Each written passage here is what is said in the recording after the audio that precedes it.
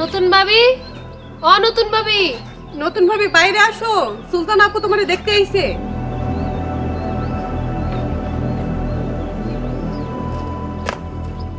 তোমরা এই বাড়িতে আহনের পারমিশন কই পাইছো? কেন তুমি জানো না? জন্ম থেকেই তো মোরল বাড়ির বিষয় আমগুলো লগে। ওই ছোট লোক ফকিন্নিগুলারে বিয়া করার পর থেকে তোমাকে হে বিষয়ের মেয়াদ শেষ হয়ে গেছে। না কি হইছে? দেখো না ভাবি, আমরা তোমারে দেখতে আইছি দেখে বড় ভাবি যাতা ব্যবহার করতেছে।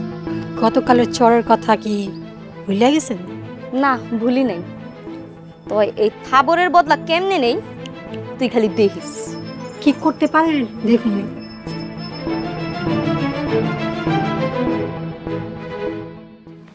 ভাবি তুমি কি বড় ভাবির মারছো? কালকে আমাকে ধাক্কা দিয়ে বাড়ি থেকে বাইর করে দিতে চেয়েছিল। পরে পরে পরে আমি থাম করে একটা মাইক দিয়ে দিছি। খুব ভালো কাম করছো। এতদিনে মোরল বাড়ির উপযুক্ত বউ আইছে বাড়িতে। আসো ঘরে আসো।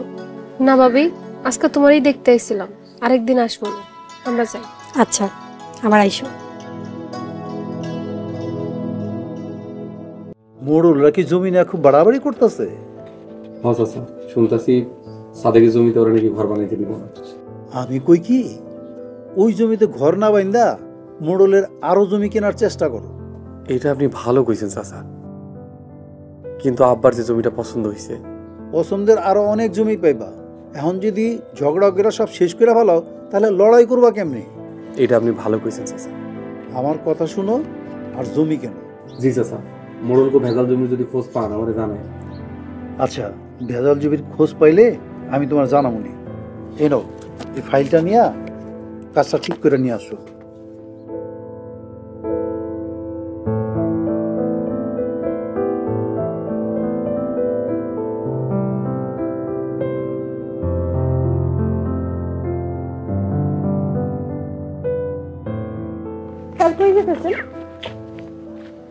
আমি হইলাম লাগাম ছাড়া ঘোড়ার মতো, কখন কই যাই নিজেও কইতে পারি না।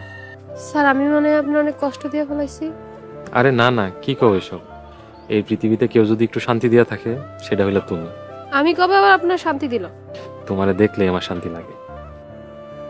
তা রিমা, তুমি কই গেছিলা? মোরল বাড়িতে সুরজ ভাইয়ের বোরে দেখতে গেছিলাম। ভালো করছো, এই মোরল বাড়ির জন্য উপযুক্ত একটা বউ আনছে ছোট। কিন্তু সুরজ ভাইয়ের বউ কি বাড়ির বউগুলোর স্বাস্থ্য করতে পারবো? পারবো মানে? আসতে না আসতে বড় ভাবিরে এমন এক চট দিছে, এই জীবনে ভুলতে পারবো বলে মনে হয় না। স্যার, আপনি বিয়ে করবেন কবে? না না, আমি বিয়ে করবো না। আমার মতো গাদারে কে বিয়ে করবো? স্যার, আপনি অনুমতি দিলে আপনার লাগে একটা সুন্দর বউ খুঁজে বাই করি। না না, আমার জন্য তোমার কষ্ট করতে হবে না। আমি এমনিতেই অনেক সুখে আছি, ভালো আছি।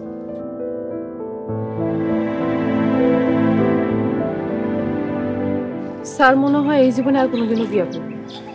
আমি স্যারের অনেক কষ্ট দিয়ে ফেলাইছি, আমি নিজেও বুঝতে পারি নাই। এখন কি এসব কথা চিন্তা করে কোনো লাভ আছে? দেরি হয়ে যেতে বাড়িতে চাই।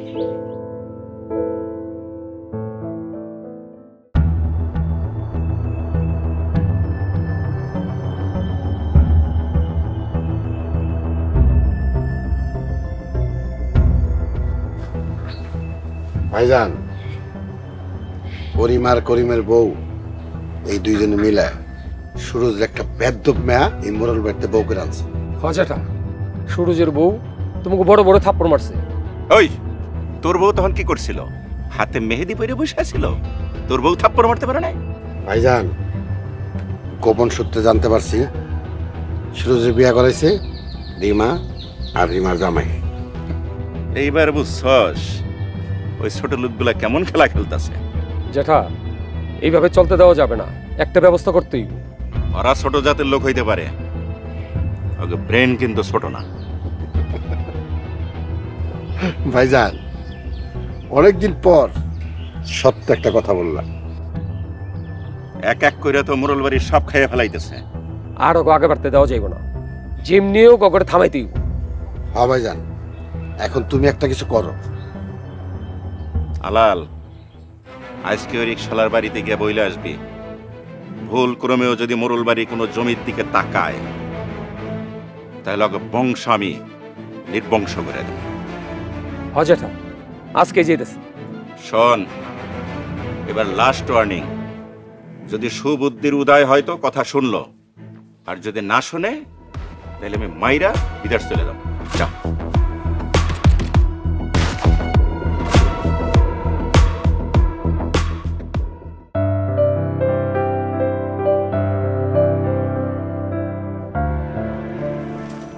কই গেছিলা তোমরা? মোরল বাড়িতে গেছিলাম। মোড়ল বাড়িতে গেছিলা কেন? সুলতান আপু সুরজ ভাইয়ের বউরে দেখতে চাইছিল তাই। হ্যাঁ, সুরজ ভাইয়ের বউরে দেখতেই গেছিলাম। মোড়ল বাড়িতে যত কম যাওয়া যায় ততই ভালো। আচ্ছা, তুমি যখন কইছো তাইলে আর যাবো। যাইতে না করি নাই, ওরা কখন কি করে ফেলায় কোনো ঠিক আছে?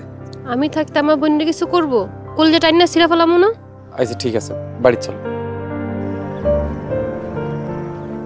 ভাই খারাপ, কই গেছিলা তোমরা? মোরল বাড়িতে গেছিলাম। ভাবি মোরল বাড়িতে গেছেন, আমার লয়ে গেলেন না কেন? কেন, মিনার লগে দেখা করতেন? হ ভাবি, মিনার লগে অনেকদিন ধরে দেখা হয় না, কইল যান আমার ফাইটটা যেতেছে। ফাইটটা গেলে বাইন্দা রাখেন, মোরল বাড়ির অবস্থা ভালো না। হ্যাঁ দেখ, মন খারাপ করিস না, মিনা যদি তো নসিবে থাকে এমনি আইব। ভাই আমার এই নসিবের উপর আমি আর ভরসাই করতে পারতাছি না, আমার রাশিটাই খারাপ, মিনা তো আমার পাত্তাই দেয় না। আহো।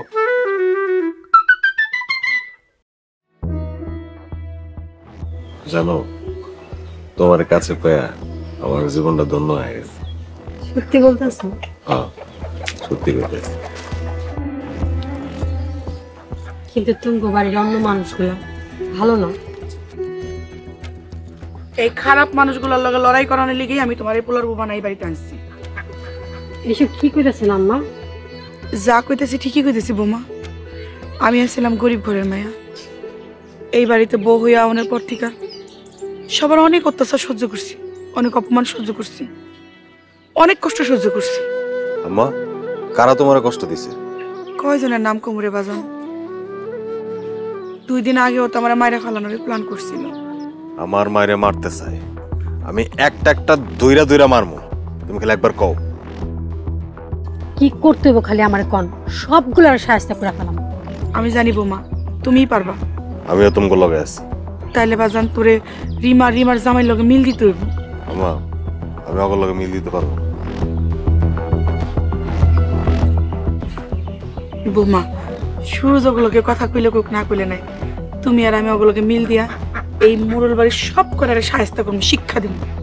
আম্মা আমি একাই 100, খালি কি কি করতে হবে আমার কই। মোড়লরা মানুষের উপর অনেক অত্যাচার করছস, এইবার দেখবি অত্যাচার কারে করে।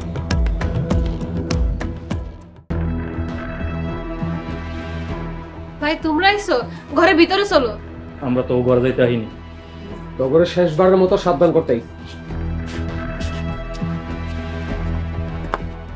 কারে সাবধান করতেছি? মোড়ল বাড়ির সাথে বাড়াবাড়ি বন্ধ কর। আমরা কারো লগে বাড়াবাড়ি করতেছি? দুনিয়াতে এত জায়গা জমি থাকতে মোড়ল বাড়ির জমির দিকে তোকে এত লোভ কেন? আমগুলো